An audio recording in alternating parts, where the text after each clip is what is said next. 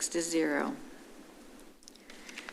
The next regular hearing is the final plat of Green Industrial Edition, Lot 1, Block A, on 2.659 acres out of the LN Sparks Survey, abstract number 1214, zoned agricultural open district and light industrial district, located on the southwest corner of East Main Street and Valley Ridge Boulevard. Good evening, Commissioners. The final plat of Green Industrial Edition was submitted on April 3rd, 2023, and has been reviewed by staff. Staff recommends that the Planning and Zoning Commission disapprove the final plat of Green Industrial Edition for the deficiencies listed and delegate to staff the authority to accept and approve the plat once the listed deficiencies are corrected. The approved plat will be brought to the chair for signature. Thank you. Alexis. Commissioners, any comments, questions? And if not, may I have a motion, please? I'd like to make a motion to disapprove the final plat due to the deficiencies listed, and then to delegate to the staff the authority to accept and approve the plat once the listed deficiencies are corrected. Bring back to the chair to sign. Motion is by Francis. Second. Second by Alvin. I heard you. Vote now. Vote passes 6-0.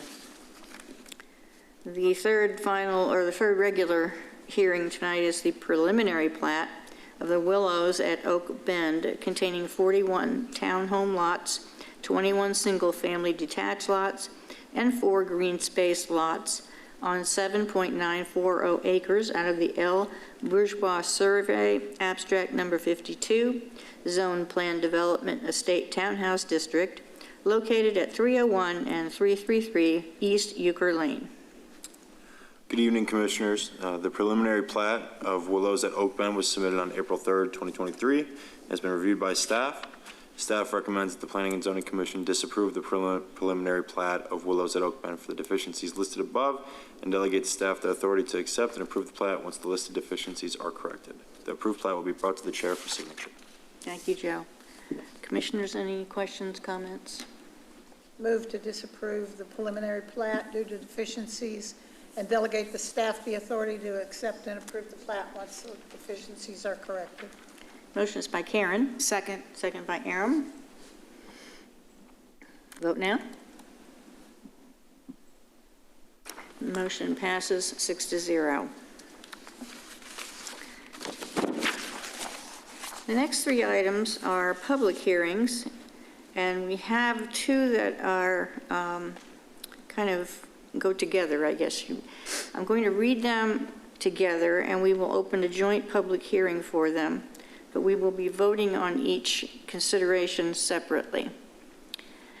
Number 5, public hearing is a consideration of a zone change request from heavy industrial district zoning to light industrial district zoning on approximately 2.295 acres, legally described as Lot 1, Block A, 121 Railroad Edition, located at the east side of South Railroad Street, approximately 1,300 feet south of State Highway 121 Business, as requested by Greg Smith, Monaco Pinnacle, on behalf of ALW Land Properties, the property owner.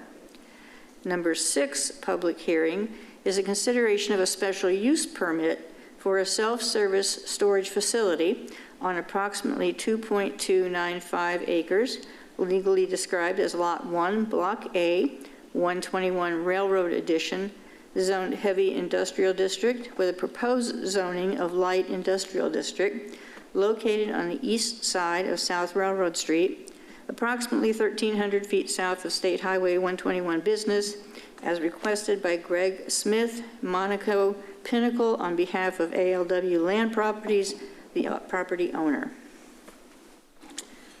Good evening, Commissioners. So today we're looking at the zone change first for MP garages. We're looking at the site along South Railroad Street, 1,300 feet from State Highway 121. They're looking to do a zone change from heavy industrial to light industrial. They're looking to do a self-storage facility. Not sure what we lost there. Self-storage facility, which is not allowed within the heavy industrial zoning district. but is allowed by special use permit within the light industrial district, which is what will be done next. So in the area is a variety of industrial uses, warehouse, heavy industrial, along South Railroad Street. To the south is Lewisville Executive Boat and Storage Addition, zoned warehouse. To the east is Burns Warehouse, zoned heavy industrial. And to the north is Threaded Fasteners, zoned light industrial. Light industrial is just going to allow for a lower intensity manufacturing use, along with processing, assembling, warehousing, research, and development. Generally, the LI district self-service storage facilities are allowed by SUP. The 2025 plan shows this area on the boundary between an employment center and diverse and thriving neighborhood. The LI zoning district supports this goal by creating a cohesive and connected group of business leaders who help keep existing neighborhoods thriving in the future. With that, city staff recommends that the Planning and Zoning Commission recommend approval of the zone change request from heavy industrial district to light industrial district as requested. Okay. Do you want to go ahead and read the second SUP before I open the public hearing? Yes, ma'am. I'm just going to flip pages here and get the site pulled up.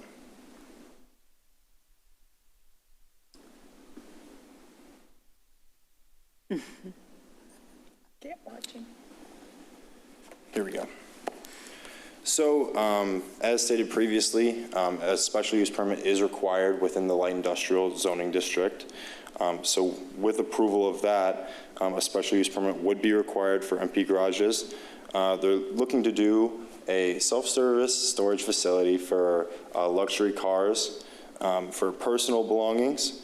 They also are looking to have like a clubhouse type office area within for those who are leasing the space to utilize when they are visiting or doing whatever they are with their cars at the storage garage. It's going to be 6 buildings consisting of 63 units. All 6 buildings total are 75,000 square feet, and the maximum height for each building is 25 feet.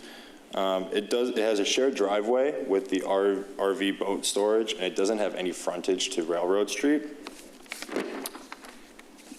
So with that, the buildings are going to be that face Railroad Street will have complete masonry.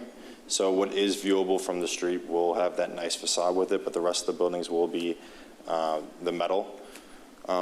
They also are proposing to have increased landscaping throughout the site.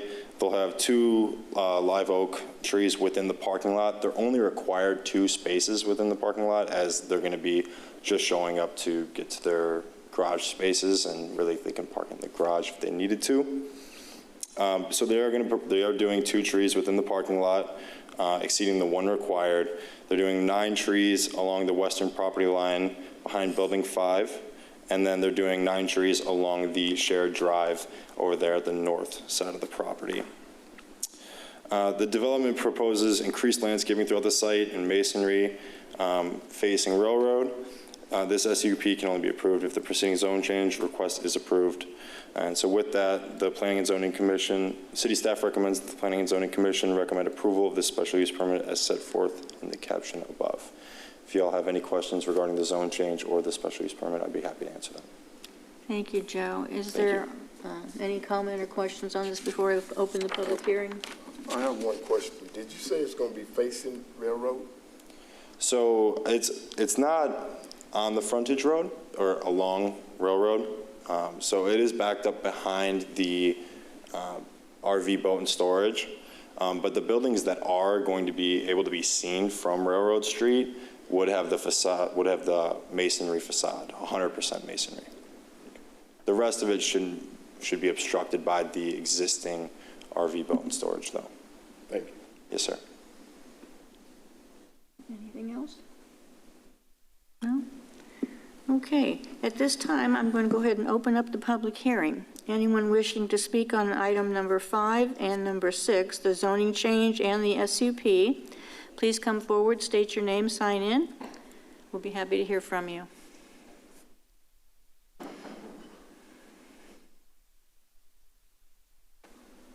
Hello, I'm Greg Smith, the owner of Mountain MP Garages, and I'm here to answer any questions you have.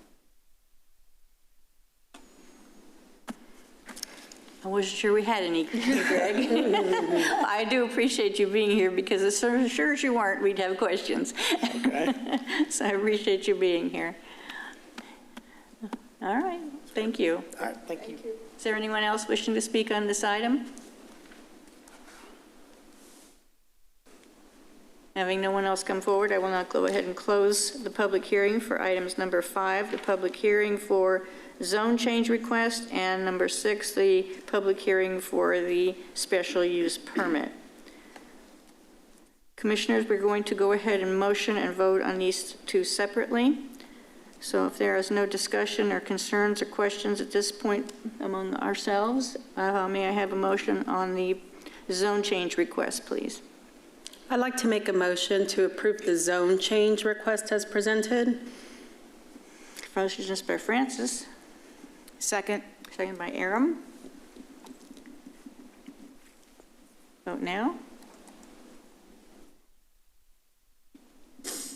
Motion passes 6-0.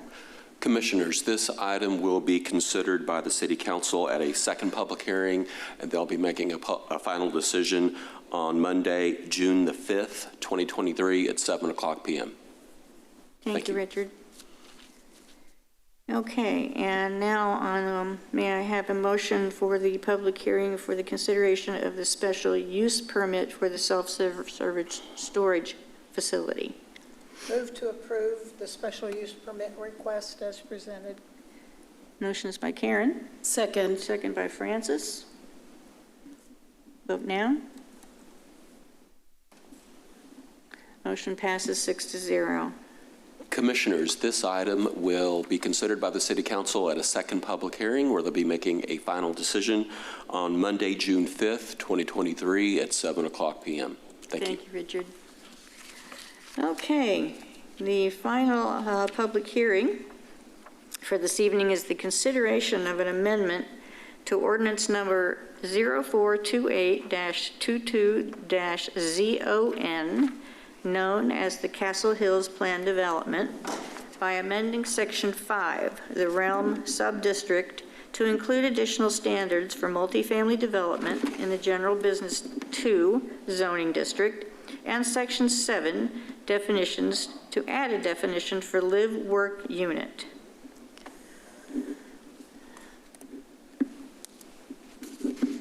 Good evening, Commissioners. The case before you is a text amendment to the Castle Hills PD. The Castle Hills PD was originally approved in January of 22, a little over a year ago, shortly after annexation of Castle Hills into the city in November of 2021.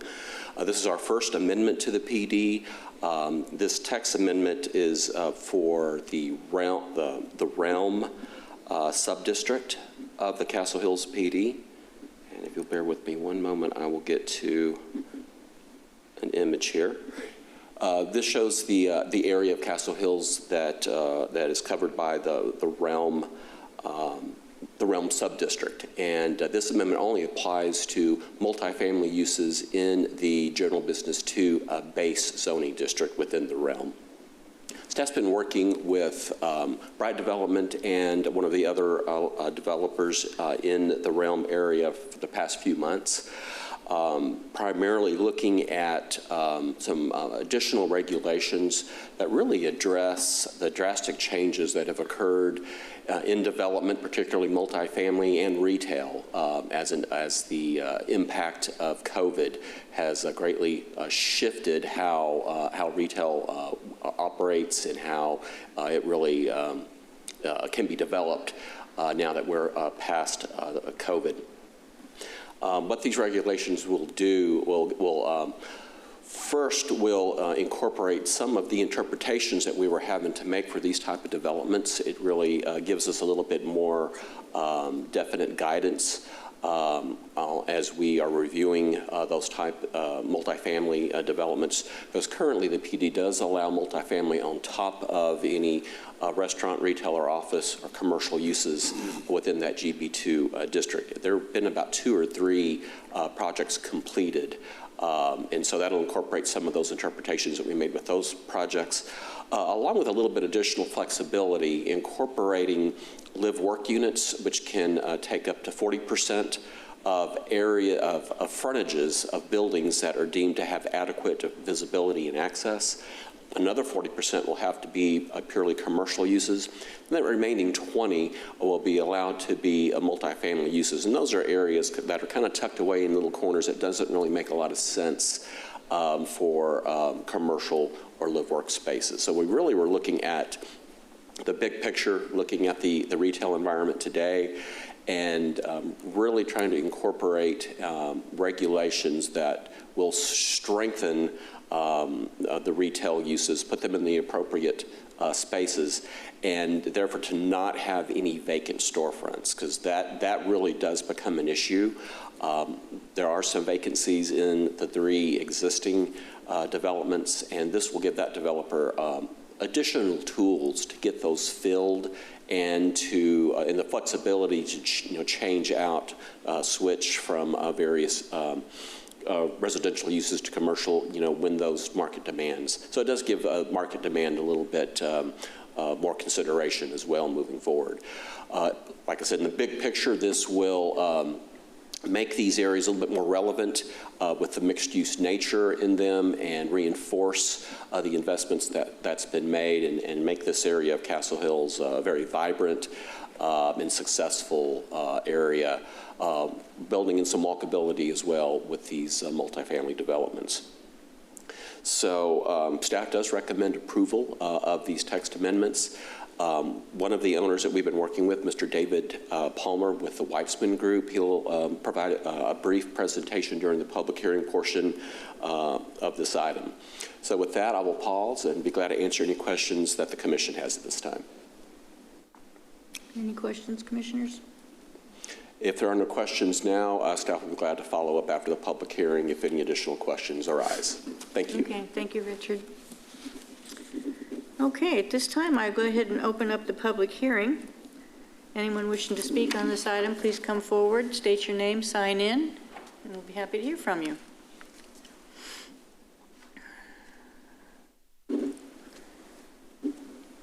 Which, I think I just hit that go button like that.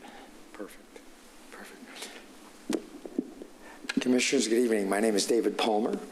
I'm a partner with Weitzman and the developer of the Castle Hills Marketplace.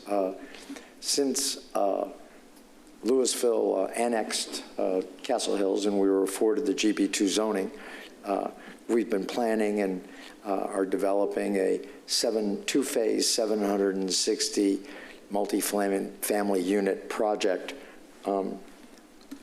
immediately west to the existing Kroger shopping center development that we developed in 2015. Right now, Castle Hills is the 128,000-foot Kroger, 33,000 feet of retail and restaurant, and then 4 ground lease pads, Chili's and McDonald's and all the food groups. Our phase 2, you can see to the west, blue is phase 1, 380 multifamily units with 8,000 feet of retail below, and that'll also cause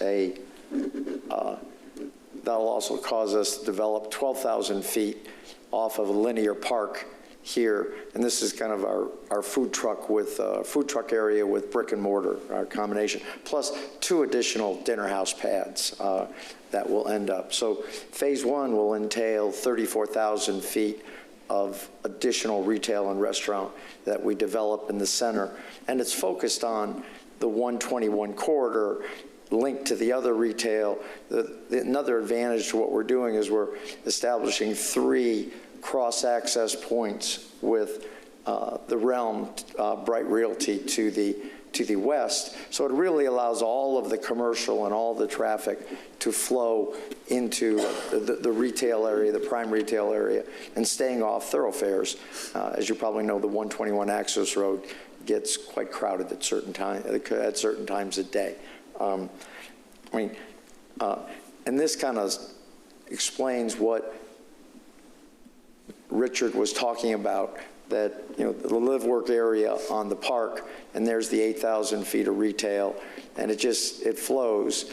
And, the phase 2, which we go back,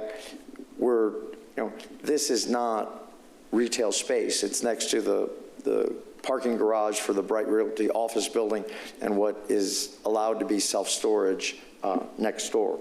And we certainly appreciate working with Richard and his staff and moving this matter and the PD along to allow this great development. There shows the 3 cross-access points with the existing property on the realm. So I'd be happy to answer any questions that you may have. It's a pleasure being here and developing in the city of Lewisville. Thank you, Mr. Palmer. Commissioners, are there any questions? The one I have is basically to clear things up in my mind, and Richard may have to contribute a little here too. Is this where ground floor apartment, I'll just use apartments roughly as the word, would be either or? Some might be lived in for a while and then become retail, or be retail and like we're doing kind of along Main Street? That's definitely an option, but in this case, we've got those percentages as kind of minimums. So a minimum of 40% has to be commercial from day one. 40% can be live work, or up to 40%, so they can choose to have flex space on maybe some of those. And there's that 20%. I think the 20% would probably be the more appropriate for flex space. In the event you have a scenario where the commercial is so successful, there's such a high demand, and they could convert those in the future when that market demand does arrive. So that flexibility is built in there, but that would have to go into that 20%. Okay, thank you. Anyone else? Questions, concerns, discussion? No? Thank you very much. Thank you very much. I appreciate it. Is there anyone else wishing to speak on this item before I close the public hearing?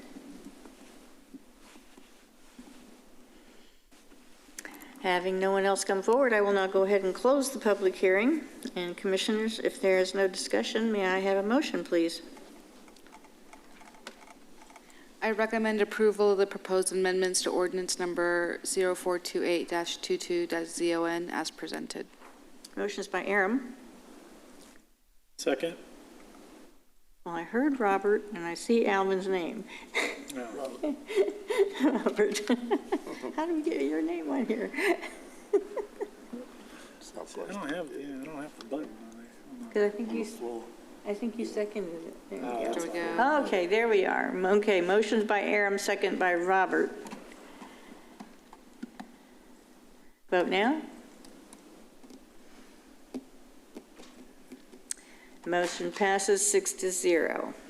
Commissioners, this item will go to the City Council for a second public hearing and a final decision on Monday, May the 15th, 2023 at 7:00 p.m. Thank you.